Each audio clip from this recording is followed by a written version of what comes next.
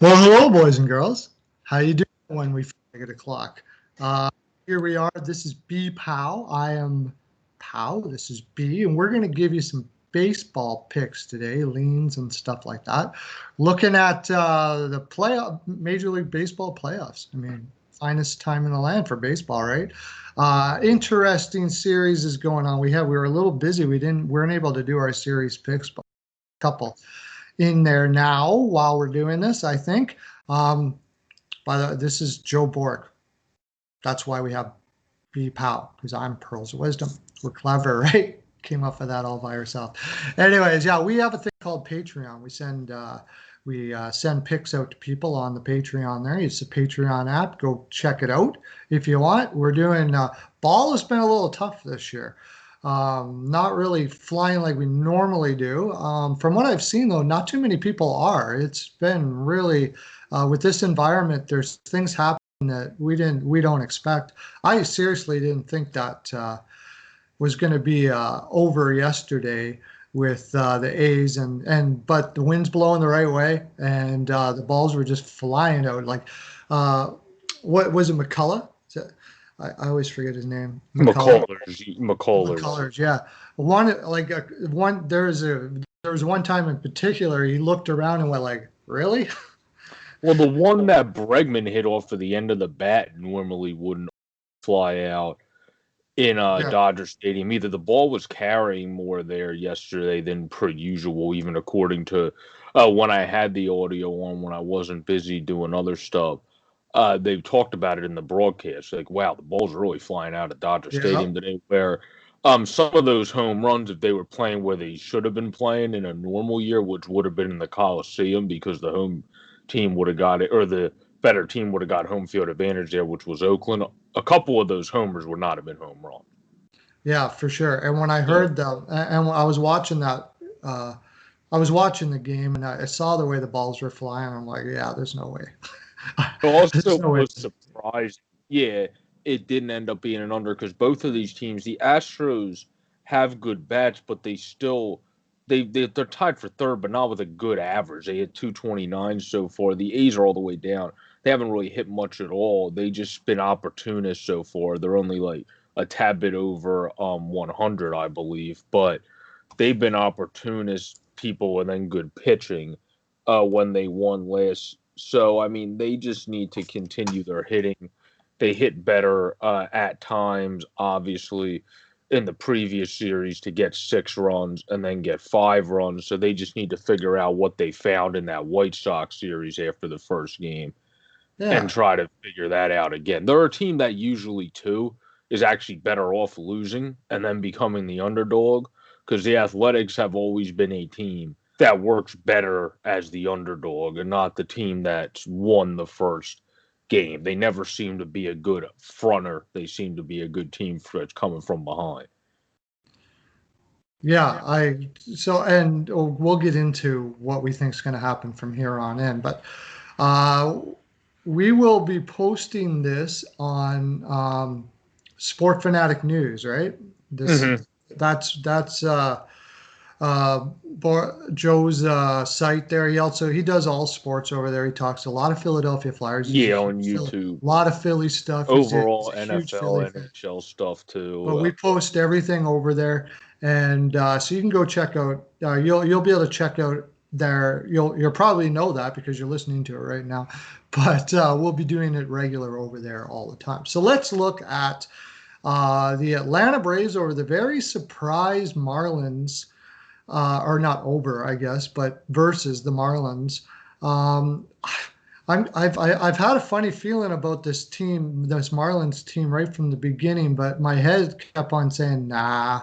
What are we looking at in this game and possibly the series here with Atlanta? There was a very convincing pitch.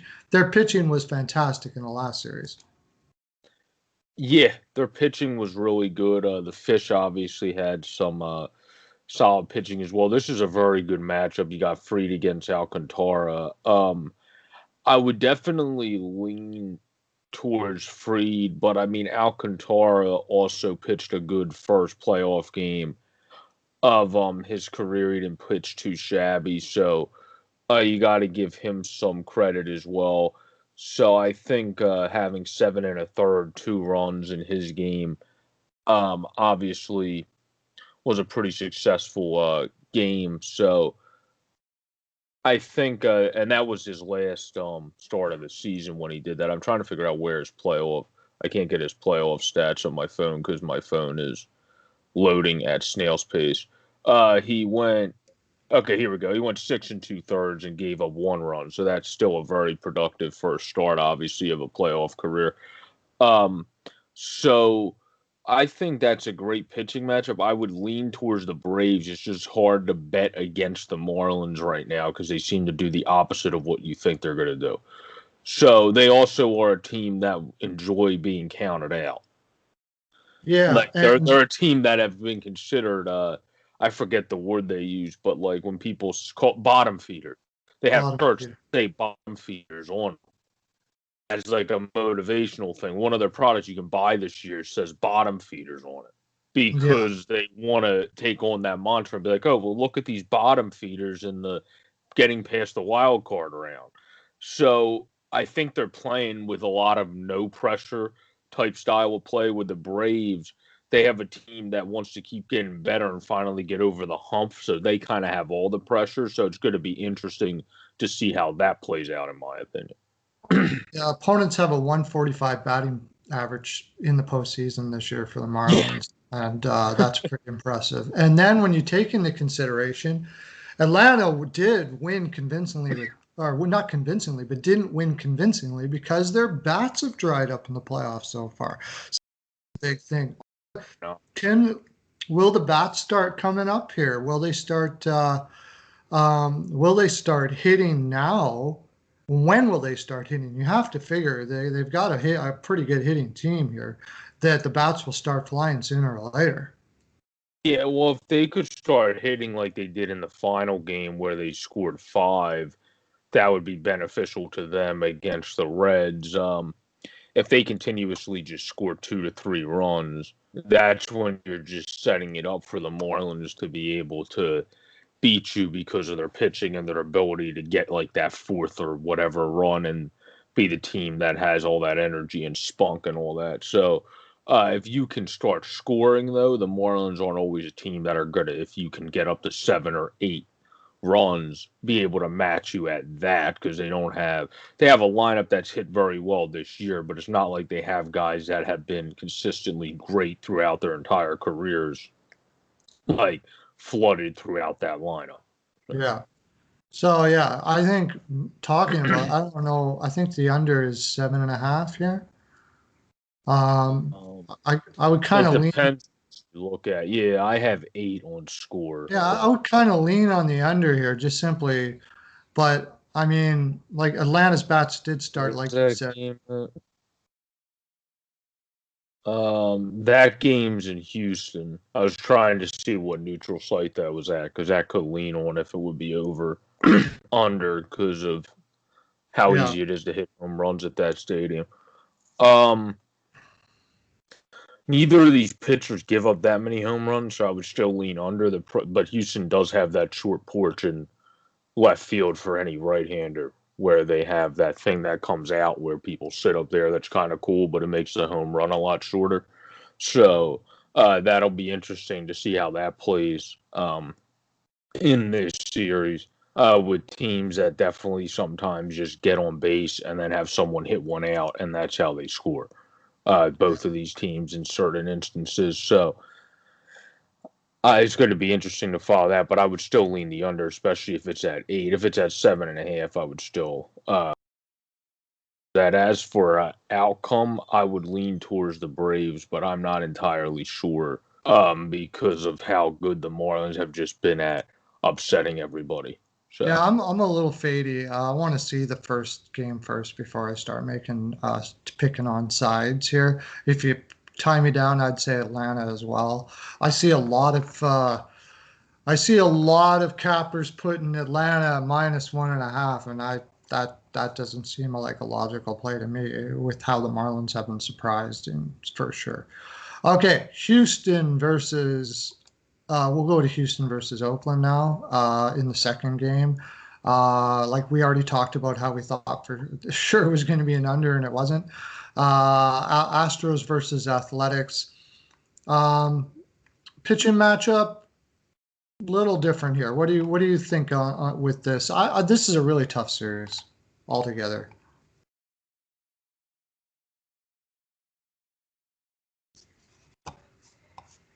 I would say the Athletics and Astros is a tough series to pick because I think this is going to be the one that has the best chance to go to 5 games. Because Yeah. Oakland just can't hit, where if they could get all their guys clicking at once with their combination of pitching, they could probably beat Houston. They just unfortunately didn't have as good of a game from Bassett as they anticipated in game one. If they can have what they can expect from Mania in game two, that would be very helpful for them to get him to go about 6. Usually Valdez tends to go pretty deep into games. So he does have 70.2 innings pitched. He's one of the guys that has the most innings, some of the most innings pitched. So um, I think that speaks well for the Astros going deep. And then Mania was coming off of injury, so to still have 54 innings pitched in a 60-game season is a pretty good amount as well. So both of these guys have a chance to go deeper.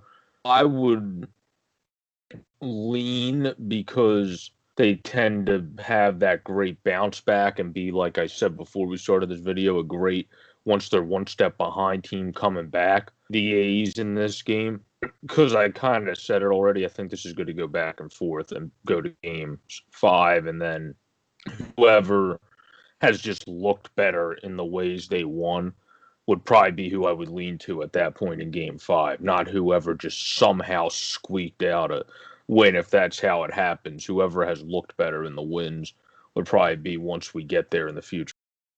But I would lean A's because they've been a team that hasn't lost 2 straight in a while. So Yeah, I'm kind of leaning the A's as well. Um, no, I don't really have any play on the total here. It's could go really could go either way. I'm Houston and Oakland's bats have been inconsistent to know which way they're going to go. So maybe I'm also feeling a little burned from yesterday. I just don't want to deal with that. I'm sort of leaning the A's as well, but I'm probably not putting a play in it. Yankees versus the Rays. I said something yesterday, and I'll bring it up. Uh, Big bats for the Yankees. Uh, I'll just let you go with it. yeah, the Yankees have big bats. Devi Garcia is still learning how to throw. Obviously, he had a high 4 ERA, trending towards the 5s, where Glass now got better as the season continued on here. So I think it's going to be interesting how he pitches because the Rays bats, you're absolutely right, to compete with the Yankees need to get going big time. But Glasnow was able to pitch 6 good innings last game. If Garcia can only go 4, then he's got started swinging and say they have 6 runs at the end of those 4 innings. Well, I would say the Rays are going to be in a much better spot in this game. I would lean the Rays pitching hand here because Devi Garcia is still fully learning the game. Where Tyler Glasnow just had a little bit of an off season that seemed to click it back in as it got towards the end at the perfect time, and then had a productive first playoff start. And I think it's also best to have a very nasty righty going against the Yankees than it is to have a nasty lefty like Snell, because they just off a lefty much as it is, no matter. So I feel like that also helps the Rays having now Glasnow and Morton. Snell's a great pitcher. Don't get me wrong. It's just the Yankees and lefties, they hit almost any of them. So I would slightly lean Rays in this because of I give them the hand in the pitching matchup. Once the other pitching matchups come in, that'll be what's interesting because that's been everybody's issue with the Yankees. Not their hitting. Their hitting is not their issue at all. Their issue is who do they keep pitching beyond Garrett Cole? Because they have all this conglomerate of pitchers that can pitch, but they're not. None of them are a steadfast two-starter. So it's like, do we pitch Jordan Montgomery? Do we pitch Garcia? Like, you start going down the list. So that's what's the most interesting thing for them, where the Rays have still pretty much their rotation in check, like all the key pieces they want in check there. So Yeah, I'm probably going a little away from you on this one. I like the over, and I think Tampa's bats will wake up a little bit. And I just that going up against that hitting lineup for a young kid like this, if he does it, good for him. But it's just batter after batter after batter. It's a batter. It's a struggle, and we saw it with Snell yesterday. He didn't pitch bad. It's just hard mentally to continually being up, pitching against top batters every time somebody comes up, and very top batters. Judge is Judge is not Judge. What's his name? Stan. Stanton is looking good again. Yeah, exactly. And just the whole lot. Like I can't see it not rolling that way. I'm taking the Yankees. And I'm sticking with that on that. So you can pick who you want, and then you can have your bragging rights over Joe or I, whoever we pick there. I won't be going to our Patreons because we like to agree on a pick before we send it out. But that's an interesting matchup altogether for the same reasons you're saying. And the old mantra, pitching wins in the playoffs, right? So I understand what you're saying there, but sometimes the bats are just so strong that you can't really. I just think this is a better judgment game because, like I said, the Yankees line up with their full lineup in better to hit lefties than to hit righties. If you put a righty in that's really on point, they can get it done against the Yankees. Where if you put a lefty in, he has to be on point then, because they're just really good at hitting lefties, where Snell didn't pitch overall terribly, so it just left some over, and you can't do that as a lefty against the Yankees. You got to basically be pitching like one of your best games out there to beat them. So I feel like Glasnow today versus them is a better gauge, and then you're probably going to have Morton would be what I presume in game 3. So you're going to have right-handers going to try to stifle them a bit, and we'll see what happens with that. So I think today's game is going to be a little bit of a bigger gauge, which is at 8:10 on, if you're in the States, TBS. So all these games are in different locations on different networks, and the Marlins and Braves we brought up is on FS1 at 2:08 Eastern, with the Athletics and Astros at TBS at 4:37 Eastern, just so people know, because all the networks switching between networks in these playoffs. Yeah. Okay, buddy, that sounds great. Let's go San Diego and Los Angeles. Padres, Dodgers. Padres up against a very tough team, statistically, like almost record breaking in a lot of ways, correct? Yeah. The thing is, it's still really tough to pick against the Drays, and then but it's hard to pick against the Dodgers. So this series is going to be very competitive. I can't see this series going less than at least 4, because I definitely see them winning a game here, but I could easily see this being another 5-game battle out series. It's just tough to say anything about today's ball game because the Drays, looking at MLB and looking at scores, still haven't said who they're going to put up against Walker Buehler yet. So if Lamet or Clevenger are back and able to go, that's huge. If Davies or Paddock are pitching, they're 2 very good pitchers. They just need to step up. They haven't had playoff experience until their last starts. So you hope that they're able to learn, grow from those, and then step up in these games, because they're capable pitchers. They're just don't have the stuff, the freakish 1-2 stuff. They have more of the well, Paddock does, but he just didn't have it this year. Where they're more the 3-4s of that staff. So you would need them to step up there. So that's going to be interesting.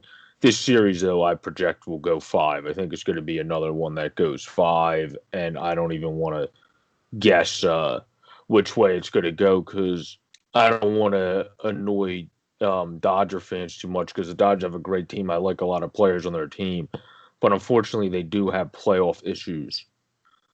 So when you have a team that's as studded as the Padres too going against them, you kind of have to use the first 2 games as a gauge because this is a pretty good matchup going up against each other of 2 Western teams. It's going to be a very fun matchup. It's going to be a pretty even matchup if Clevenger and Lamet are able to pitch. That's the key caveat. If 2 of those guys are able to pitch, that makes this matchup pretty even. Yeah, I'm taking the Dodgers. I don't know. Man, they got just so many good bats there, and also their pitching has been fantastic as well.